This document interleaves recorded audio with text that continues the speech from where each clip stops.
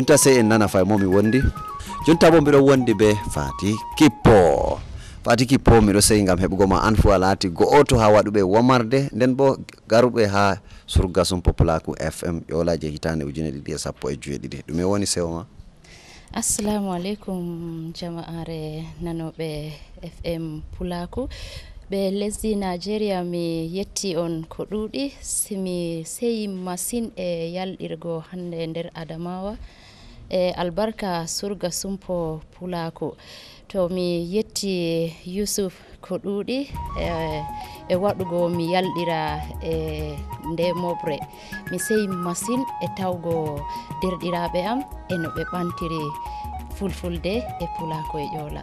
To daga fuɗɗi yimugo an a dari darnde hoorema a meeɗi a wara ƴola ɗo ma bo a wara Nigeria ngam warugo moftorde feere na sona jonta? To mi waranno Nigeria amma mi warda be jagorɗo am mo ɓe andi ha Nigeria biyeteɗo Alhaji Babba Sadu. Komi dari darnde am mi meeɗa mi wara ƴola mi Nigeria no foti mi waɗa fijirde am sey e sumpo be surga sumpo Pulaku. To jonta ɗume woni sewo ma nden bo ɗume on yelo ma ha moftorde ɗo donde tokka waɗugo bana ni heɓande wadda kawtal ma to? Seyo am nder nde mobre mi yelo nde tokkira banni gam hawtugo mobgal fulɓe e ɓamtugo Pulaku e bo gam mi loro mi meta mi yalɗira yeso derɗiraɓe am. To Fati Kippo a yimi gimi ɗuɗɗi non bo a yimi gimi haala fulɓe en kawti en jogiten Pulaku aɗo linta wato lesɗe Africa aɗo linta inɗe fulɓe mawɓe ko nandi ɓe no to an bo noddandu nduwe ma bo shawre ɗume a sawrata yimoɓe woɓɓe nga ɓe gaɗa gimi kamɓe ma pamtinoji haala aɗa biya ma bo an aada fina tawa fulɓe?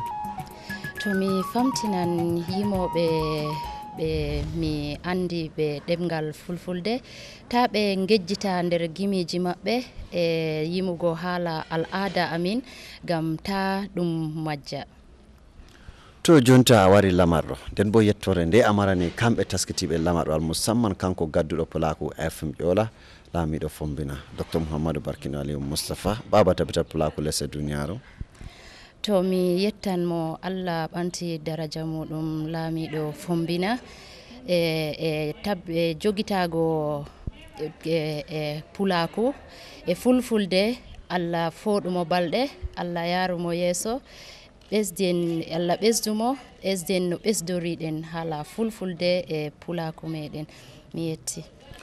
Nden ha hidde ko adilla kadi wolde nde ma bo albishir ɗume a marani ummatoje dow irin taskaramji a marani ɓe gam yigoɓe giɗi gimi ma?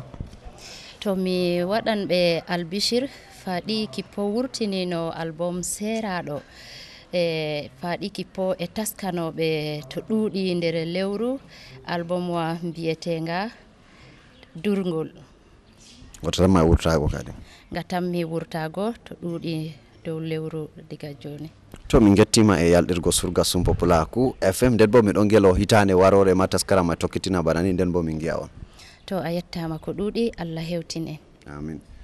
To seɗɗa nder yimoɓe on nani Fati Kippo kanko fu laatiɗo go'oto yimoɓe ɗemgal fulfulde nden bo on nani wato yimoɓe feere feere al musamman ma hoɓɓe meɗen garɓe daga lesdi Cameroun dede hirde e manta bolle ɗe ɓe bolwi hikimaje e nanta noddani ɗo ɓe nodditi ummatoje on nani bo ɓe meɗen ɓe lesdi Nigeria kamɓe fu dede ko ɓe mbi miɗon bo yelo on nani belɗum taskaram je surga sumpo Pulaku FM ƴola min taskani on haytande 2017 nden bo do'a min pat Allah ni waɗa lamarɗo waɗa ko tokkitinego kala hitande pat ngam ɓantugo Pulaku wadda kawtal hoore saka leƴƴi fulɓe enanta bo wato walla ummatoje ngam heɓa anda ɓanta bo derke meɗe yimoɓe be ɗemgal fulfude nde lessa e duniyaru non bo kadi jonta min ɗon naftoro bososel ngel ngam yettugo irin compagnie ji feere feere balluɗimi ngam tabbitingo lamarɗo waɗama nder jaam nden bo arande kadi bana compagnie Faro non bo min mari wato bankiru Zenith Bank ha fay min ɗon mari Tastimenu nden bo fay min ɗon mari Chrome City Green Hotel